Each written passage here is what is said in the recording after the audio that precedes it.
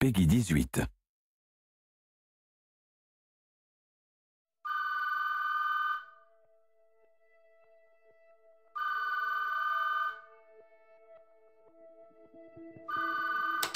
Hi, you've reached the Patterson residence. Jim, Michelle, and Chloe. We aren't in right now. Leave a message. We'll get back to you. Say bye. Bye-bye.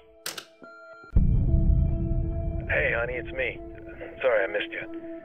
I don't even know what time it is there. Anyway, I just wanted to let you know everything's fine.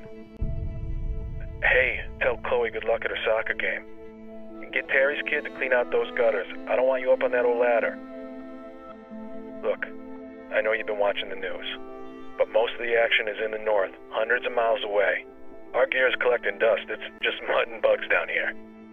We're finding things to do and staying out of trouble.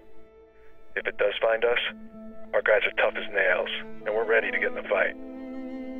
But don't worry, we're Rangers. This is what we do. I love you and Chloe very much. I'll be home soon.